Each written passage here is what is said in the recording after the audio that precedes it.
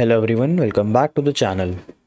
इस वीडियो में हम जानेंगे कि एक वैलिड मार्केट स्ट्रक्चर शिफ्ट क्या होता है और उसे यूज़ करके हम अपनी एंट्रीज कैसे बना सकते हैं और समझेंगे कि फेक मार्केट स्ट्रक्चर शिफ्ट से कैसे बचना है। Before going ahead, do subscribe the channel for more educational content.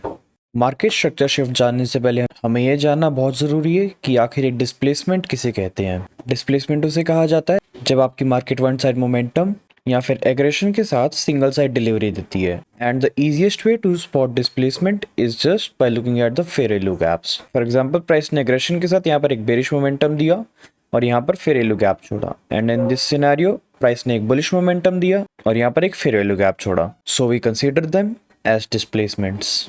Now we will see कि एक लिक्विडिटी स्वीप किसे कहते हैं। एक लिक्विडिटी स्वीप तब कहते हैं जब प्राइस किसी इंपॉर्टेंट एरिया को टेक करने के बाद डिस्प्लेसमेंट ना दे और रिजेक्शन दे, which indicates that price is going to make a reversal. For example, यहाँ पर प्राइस ने स्विंग लो टेक किया लेकिन डिस्प्लेसमेंट देने की बजाय यहाँ पर प्राइस ने विक्स क्रिएट करी, विच इज इंडिकेटिंग कि प्राइस यहाँ से रिजेक्शन ले रहा है and we can expect a reversal. And in this scenario price ने स्विंग हाई टेक किया एंड डिस्प्लेसमेंट देने की बजाय प्राइस ने यहाँ से रिजेक्शन दी, इंडिकेटिंग अ रिवर्सल। अब हम देखेंगे कि एक मार्केट स्ट्रक्चर शिफ्ट किसे कहा जाता है। एक शिफ्ट इन मार्केट स्ट्रक्चर हम तब बोलते हैं जब आपका प्राइस बुलिश टू बेरिश या फिर बेरिश टू बुलिश शिफ्ट हो। And the easiest way to find this is finding the displacement. For example, in this scenario price higher highs बना रहा था और इसने रिसेंटली अपने स्विंग लो के नीचे एक क्लोजिंग दी और इफ ऐसे एक displacement the. Note then here you want to see a clear displacement, not liquidity sweep. यहाँ पर प्राइस ने डिस्प्लेसमेंट दी, फिर वैल्यू गैप क्रिएट किया and from here we can expect a downside momentum. In this scenario price bearish था, lower lows lower highs और यहाँ पर हमें क्लोजिंग मिली लोअर हाई के ऊपर और प्राइस ने एक डिस्प्लेसमेंट दी, विच इज इंडिकेटिंग कि प्राइस अब बेरिश से बुलिश शिफ्ट हो रहा है। Formation of a fair value gap and we can expect the buy side momentum from hair.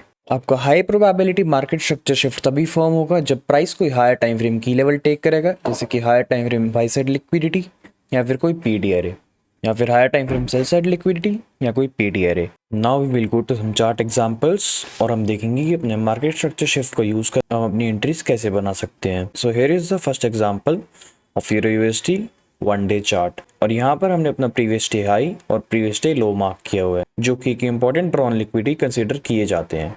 Now we will go to the 15-minute chart and see what is the reaction from these areas. यहाँ पर हमने अपना previous day low mark कर लिया and now we will wait for the new day and see what reaction we will get from this area.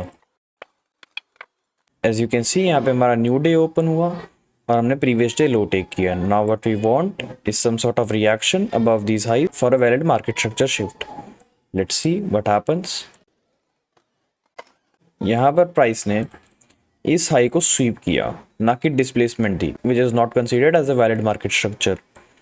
So now we will wait and C.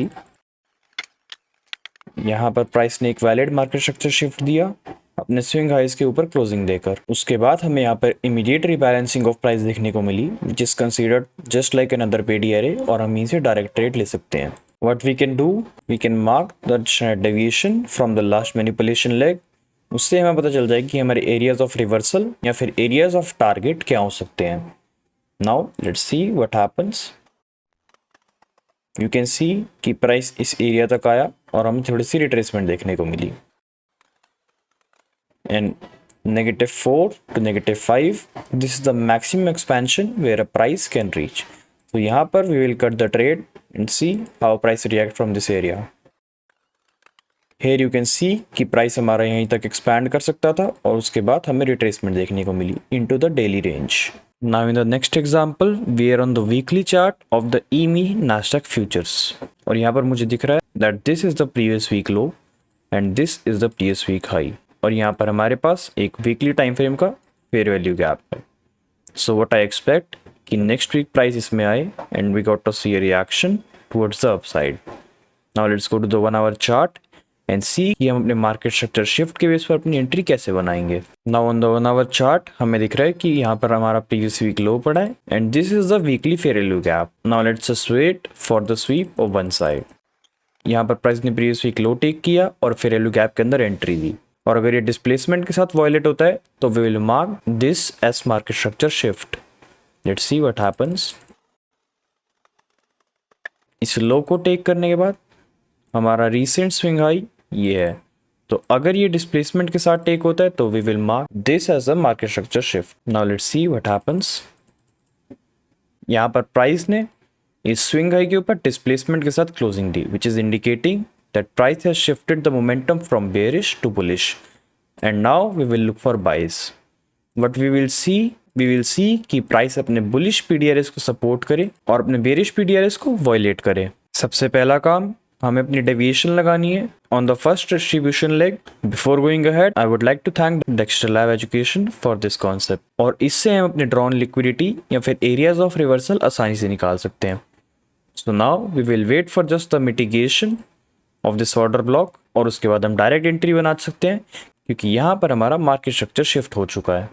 Let's see what happens.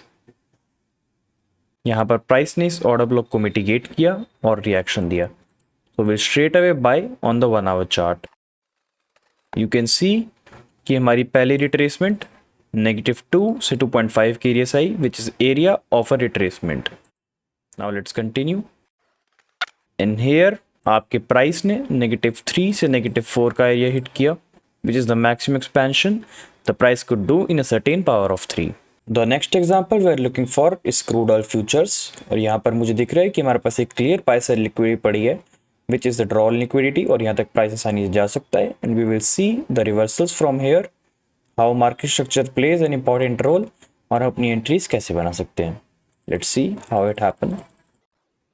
यहाँ पर price ने bye side liquidity take करी और उसके बाद recent swing low. अगर ये displacement के साथ ब्रेक होता है तो ये हमारा मार्केट स्ट्रक्चर शिफ्ट माना जाएगा।